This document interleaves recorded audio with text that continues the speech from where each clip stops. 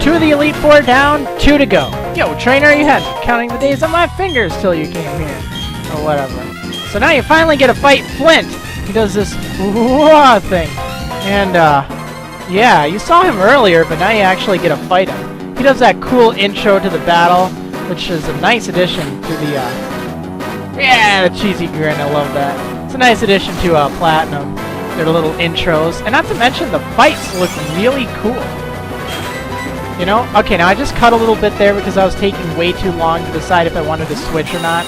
In the end, I decided to switch, but since it's going to be really tough squeezing 2 Elite Four fights into, like, 11 minutes, I had to cut a little bit here, though nothing that really impacted the fight at all. Usually just waiting time. So the first Pokemon he sends out is Houndoom. It's a dark fire type, and that's why I wasn't exactly expecting it with my Azelf out there.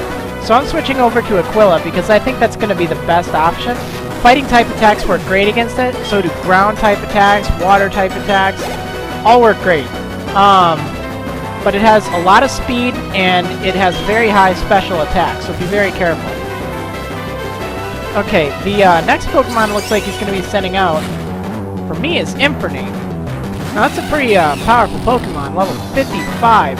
It was the star of his team, but now it's been reduced in rank a bit, so it's a little easier to handle, but still a pain. It's very fast, has a lot of attack power and a lot of special attack and speed and stuff. It's just a defensive beast. It's not very good in defense though, so that's why I was able to take it out in one hit pretty good. Thankfully, Kershaka's faster than it, so that's a good thing. I'm trying to learn Last Resort. I don't like that at all, so I'm getting rid of it. Realistically, I guess I should have cut that out, but oh well. Okay, here's another new Pokemon on his team, Flareon. Now see, in Diamond and Pearl, he had like 2 Fire-type Pokemon and all these other random Pokemon, like Lopunny and Steelix and Drifblim? What? What's that all about? Now he's finally got his act together in Platinum and has a team full of Fire-type Pokemon, since they're more plentiful in this. So, now he has that Flareon there. It has high attack, but that's about it. And, you should be able to take it out relatively easily. I would say of most of his Pokemon, that's probably the one you have to worry about least, because it's very lacking in good Fire-type moves. At least it has high attack, but not really as good special attack, so you'll be fine. Let's see. Now he's sending out Rapidash, which was on his old team in Diamond and Pearl. And it's a bit of a pain. It's pretty zippy. Thankfully, my Azelf is as well, but still. Hopefully, we'll be able to take this thing out in one hit. It's only level 53, so that's not too bad. Unfortunately, I guess it had a bit more special defense or hit points or something than I thought, so I was not able to take it out in one hit with Psychic, which is a bummer.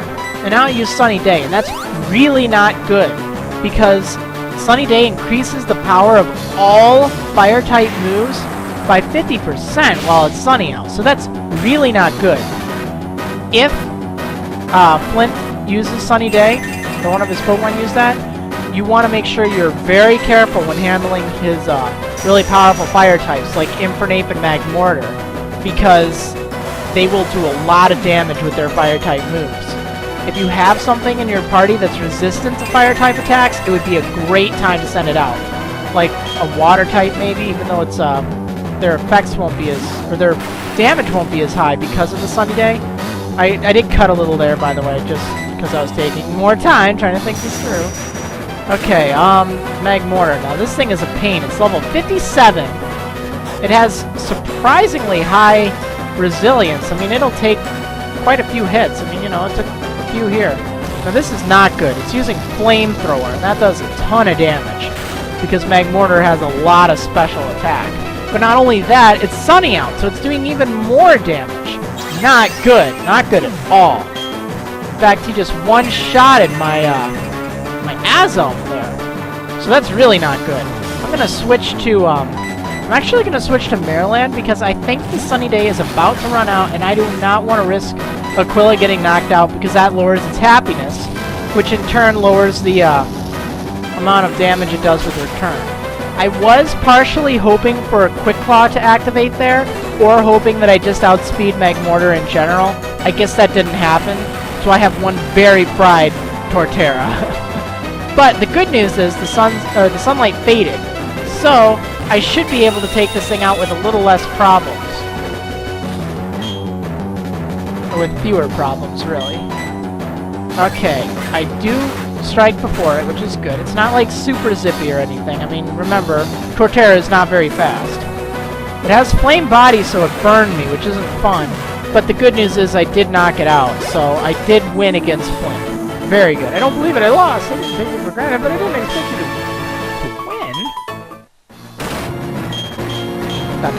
win. Ooh, burnt right down to cinders. Okay, so I'm skipping a little bit. I'm gonna talk to this book dude, Lucian here. He loves to read books. In fact, he just finished a book. Yeah, that's what he does while he waits for you. See, he's still got it in his hand. Still ready. Just waiting for this to get over. Actually, he just finished it, so he's not in as big of a hurry. So, Lucian, he's gonna start with a Mr. Mime, level 53. Now, if you're used to playing Pokemon Diamond, this will be a much lower level than it was in Diamond. I mean, it was level 59 in Diamond, so that's actually pretty refreshing to know that they weakened it a little bit. It's still annoying because it sets up Reflect and Light Screen and all that not very fun stuff. So, unfortunately, it set up Reflect against me, so my physical attacks are going to be doing half damage, which is not very good for Crunch, which is a physical attack and what I was planning on using against Lucian, but I did still manage to knock that thing out. So I'm going to switch out Marriland here, use Aquila instead against Espeon, because I know Espeon is rather fast, and I don't know, I don't want to take too many chances here, I guess. I think I'll be able to one-shot it with Return and outspeed it, rather than let Espeon take a hit on my Torterra there. Because Espeon doesn't have the greatest defense in the world. Okay, took that out. I did get a critical hit though, so I won't know for sure if that would have done the trick. Okay, Gallade. Now that's one of the star Pokemon on his team now. It's really strong. It's, let's see, it's a level 59 now. It's a fighting psychic type, so it's a very unusual mix. Psychic won't work against it as well. Flying is probably your best bet against it, in all honesty. Because it's pretty resistant. Oh, Stone Edge. That's not good. I do not want to get hit by that. Especially because I did not intimidate this Gallade, so it's going to do more damage. I'll have to be very careful. Oh, great. I did get hit by it. That's not good. This could be lights out for Aquila. Oh, so close. Oh, the foe's Reflect wore off. Okay, now my attacks will actually start doing damage. Because they were doing half damage while Reflect was active, and that's not good. So, let's see. Now we're back in the game here. I just have to be very careful not to let Aquila get knocked out. I don't want Return to do less damage. That wouldn't be good. I may need her later on. Especially because she's rather fast. And Return does a ton. Oh, man. Okay, so now, now that Reflect is done, I should be able to take out this Alakazam without any problems with Crunch. Thankfully, the Quick Claw activated, so I get to go first and crunch that Alakazam, which is good because Alakazam is very fast and has very high special attack. Have to be very careful for that because it will hit pretty hard. It doesn't have a lot of really exciting moves, but it's still a pain. Okay, the last Pokemon on his team, Bronzong. Now this thing is a wall. It's not really fun to fight, and it can use things like Calm Mind to raise its special attack and special defense to really high levels. This was the star Pokemon in Lucian's old team, but now it's not really as much, which is good because now it's only level 54, making it much more manageable to fight. I'm going to hit it with Flamethrower, since I believe it has Levitate, which means it's immune to ground-type attacks. Otherwise, because it's a Steel Psychic, as you know. Let's see, so it's going to Calm Mind, which is not good. And I'm predicting, yeah, he's going to use a full Restore, because that's what he loves to do. So now he has increased special attack and special defense, but I'm going to circumvent that because I knew he was going to use the full Restore. I'm going to use Nasty Plot, so then I'll be able to knock it out in one shot. Okay, I used Psychic. I pressed the wrong button. Honestly, it happens. I hate it when it happens.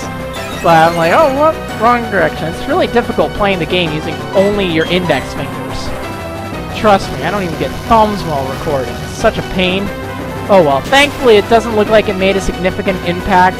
No huge, big mistake or anything. It just means it took one more turn to knock him out. Oh well. It did the trick. We all make the wrong move sometimes. Usually by total accident. Anyway, so that's Lucian. We took him out. Congratulations, I've beaten the Elite Four. Woohoo! But we still have the champion left. And we are going to have to take on the champion in the next episode.